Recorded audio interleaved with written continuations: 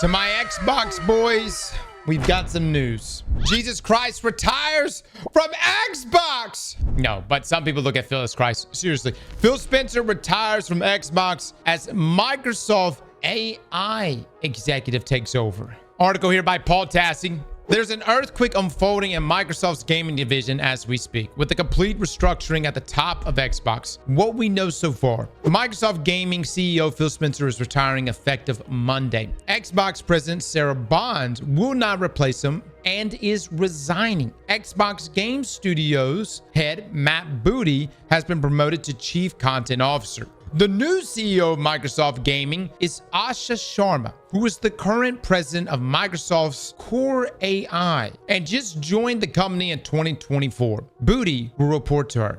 Xbox is cooked. You're telling me someone with a background and an incentive to push AI as the CEO of Microsoft Gaming is a bad thing? All right, so statements from various members involved here have been issued, and in one, Phil Spencer shares that he spoke with Satya Nadella about how he was thinking about stepping back last year and began this transition plan. Sharma, before her Microsoft AI role, was a former VP of Product and Engineering at Meta and the former COO of Instacart. In other words, she's someone with an apparently minimum gaming background. Her own email talks about the return of Xbox. Yeah, what the hell? Look, she might, I haven't even looked at her background. VP of Product and Engineering at Meta and the former COO of Instacart? What am I about to have 20 fees on all my games now? What am I going to be hit with a subscription policy everywhere I look? All right, so this is from her. We will recommit to our core Xbox fans and players, those who have invested with us for the past 25 years, and to developers who build the expansive universes and experiences that are embraced by players across the world. We will celebrate our roots with a renewed commitment to Xbox, starting with console, which has shaped who we are. It connects us to the players and fans who invest in Xbox and to developers who build ambitious experiences for it.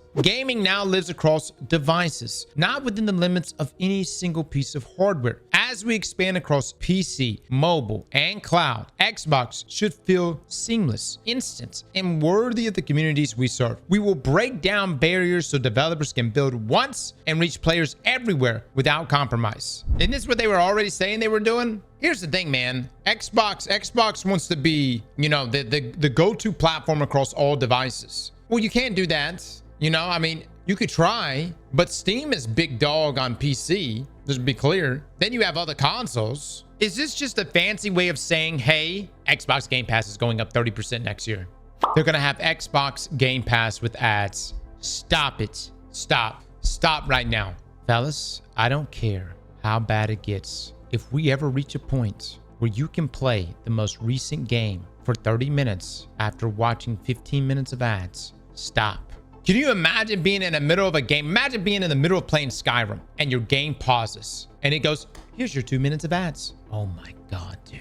This shit's got to be in Revelations, huh? Somebody go look it up. Fucking ads all over the place. All right, let's continue. But finally, seeming to try to immediately curb concerns about her coming from AI within Microsoft, she takes that on directly. As monetization and AI evolve and influence this future, we will not chase short-term efficiency or flood our ecosystems with soulless AI slop. Games are and always will be art, crafted by humans and created with the most innovative technology provided by us. There's of course a difference between not producing what she views as soulless AI slop and not using AI at all, but no direct plans are laid out for that. At the top, there is a message from Satya Nadella, who says he is long on gaming, indicating Xbox, or at least Microsoft's gaming ambitions, are not going anywhere. In addition to a lengthy thank you for Phil Spencer, in addition to praise for Sharma and Booty, missing from all this is Sarah Bond, who has been an extremely public face for Xbox as its president. And all we know from this development is that she resigned.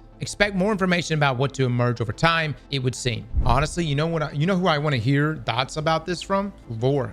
We've watched many of Laura's videos. She was essentially with Xbox for a number of years. I would actually like to hear her thoughts on this. All major video game companies are facing challenges to some degree or another in the market, facing off against social media, streaming, and the world-eating Roblox as competitors, not just each other. Did y'all see this? I actually saw something yesterday that the entire platform of Xbox, PlayStation, and Steam was equivalent to just the Roblox platform. It's unbelievable, dude. Why is Roblox so popular? Is it really that fun, guys? Is it really that great? All right, let's continue. Xbox console business has sharply declined for 2 generations now, starting with a loss to the PlayStation 4 with the Xbox One. But now with the Xbox Series X and S having sales that, according to estimates, because Microsoft stopped reporting those numbers, are a fraction of Sony and Nintendo's now. Microsoft is increasingly reliant on Xbox Game Pass, which has just increased its price by 50% and may be close to hitting a subscription ceiling. Xbox has drastically shifted strategy with its first-party games, offering almost all of them to former competitors like PlayStation either at launch or on time delays. The Xbox division is profitable, but compared to Microsoft as a whole, Xbox's fate has always felt nebulous, hardly raking in huge sums in relation to the rest of the company. Well, I mean, that's a hard comparison. Like, even if you compare Sony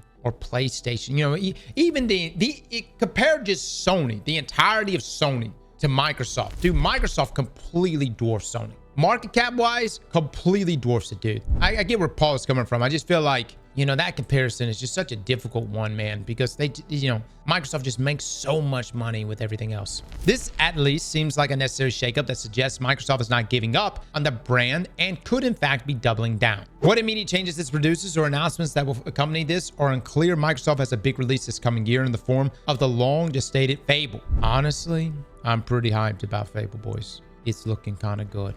I'm not gonna jump out and say game of the year, but potentially. There seems to be a lot of things that Fable's getting right.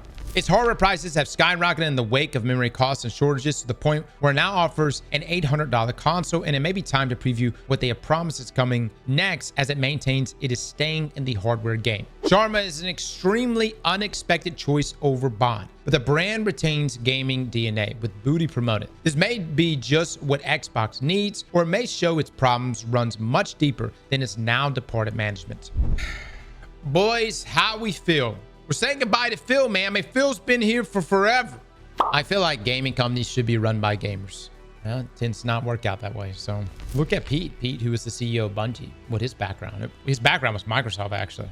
So I don't agree with it. I also agree with what you're saying, that gaming companies should be run by gamers. But unfortunately, what ends up happening is that people that normally end up in these positions of leadership, their backgrounds, you know, a lot of them will have even things like finance backgrounds and whatnot, you know, or marketing. I tell you what, I dog on Xbox, but I do think what I really appreciate about them is, like, you know, it seemed like they were the first ones to really start bringing the walls down of exclusivity, whether by choice or not. I'm just happy they did, because I play primarily on PC and I want to play my games on PC. Look, man, I guess the other question is, having someone with an AI background, how is that going to work out for Xbox? Like, what's the plan there, right? And by the way, AI is just going to make its way into everything we do.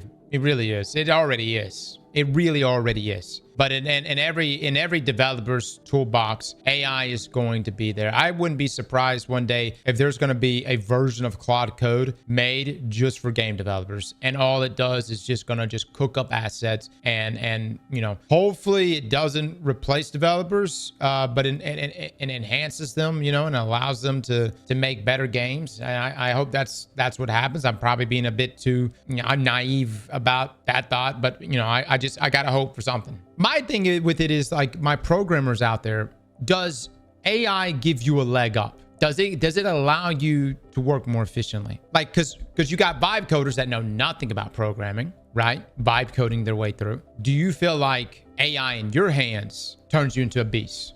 AI takes off brain dead writing work. Anyone says no is crazy. I just saying, like, where we were, what, a year ago with Will Smith eating spaghetti, and where we are now, it's crazy, man. It's crazy. And like, you're starting to see a lot of videos put out by people using things like, is it C-Dance or whatever, animations and stuff. It's scary, man. I don't know what movies and shows are going to be like years from now, or anime. I don't know what anime is going to be like. Anyways, bringing someone here with an AI background as the head of Xbox, We'll see what she does, man. We'll see what she does. I personally like people with a gaming background. I'm gonna be honest, man. This is what I would ask if I had the opportunity to interview and nominate someone to become the next CEO of whether it be PlayStation or Xbox, right? I would ask very simple questions. What quest inside of RuneScape gives you ancient magic? At what level prayer could you protect from melee? What year was the hunting skill in RuneScape presented to us? And listen, if they can't answer at least 2 out of those 3 questions, they are not fit. They are not fit to lead. I'm just throwing it out there, boys. They're not fit to lead. How can you lead without having those experiences? No, but on a real note, though, I think that people in positions of leadership of a gaming company should definitely have gaming experience. Like, I would love to know, have you played BG3? Have you played Final Fantasy? Have you played Witcher? Have you played Elden Ring? If they tell me no, but I played Candy Crush. And you know what? Some of y'all might think that's a complete joke. You'd be surprised the people that end up in positions of leadership here. Slap that like button like your mama told you right.